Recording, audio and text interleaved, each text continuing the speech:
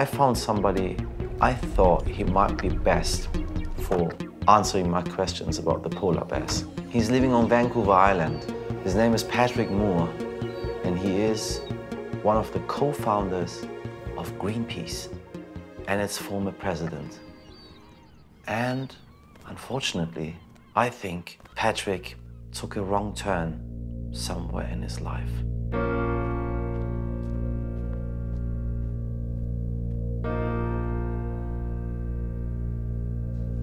Oh, this looks like an argue. Relax, eh? Patrick Moore from 1971, who was on this Greenpeace boat. What happened you changed your mind? Oh, it was a fairly long process. For the first years, there was only one campaign going on at a time, whether it was to save the whales or stop toxic waste or whatever. As it evolved, somehow the peace got lost. I mean, green and peace combined like that was a beautiful thing. We started against nuclear testing. I mean, that meant we were trying to stop civilization from being destroyed by itself. So we cared about people. And gradually, Greenpeace came to call humans the enemies of nature. Are they? Of course not. Would you say that the polar bear is the enemy of the seal? No. That's what they eat. But the polar bear is not responsible for global warming. Well, neither are we. What about all the animals going extinct? What about all the animals which are endangered? What about the polar bear, for example? Would you like me to spend a while on the polar bear? Yeah, sure.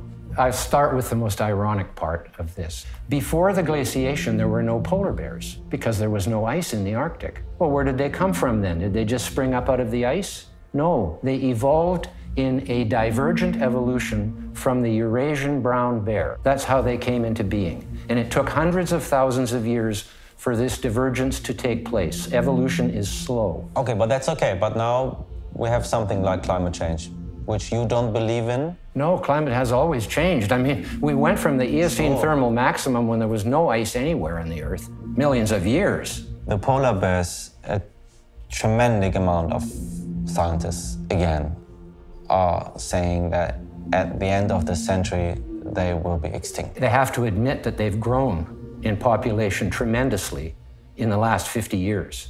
Today, their population is 4 to 5 times higher than it was in 1973. In 1973, all the polar countries signed an international treaty to end the unrestricted hunting of polar bears. So that's why the polar bear population fell to somewhere between 6,000 and 8,000. That's why they use the polar bear. Coming to my general theory that all the scare stories are about things that are either invisible or remote. Coral reefs and polar bears. Why are they the two icons? Because nobody can check, nobody can see. But what about the changes we can see? I'm not saying all around the world. I'm just saying where I am, living in Hamburg. It's getting much more hotter in the summers. It's getting much more warmer in the winters. If you look at the records, you will see that it's not much more. But I looked at the records. There is no all the last 20 years were extraordinarily warm. You've been to Hamburg. We have this beautiful lake there, the Ulster. Yes. And when I was a small boy, it was frozen in winter times. Many, many times. Yes, that was the 60s. It never happened again. The 1960s and 1970s were a cold period. If you go back to the 1930s, it was warm like it is now. And the United States was actually warmer then than it is today.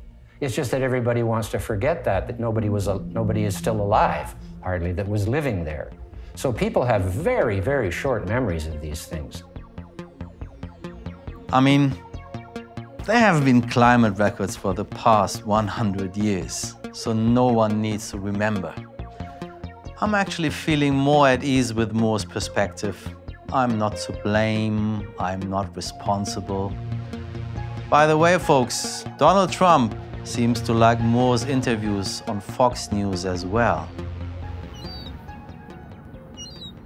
There is nothing unusual about the weather today.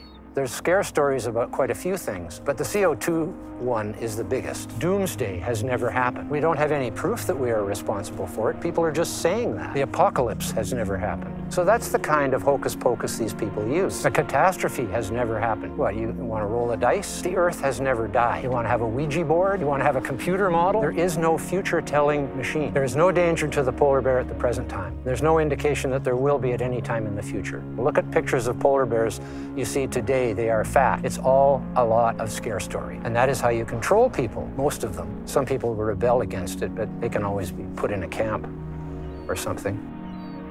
I'm so lucky. Look where I live. A beautiful place.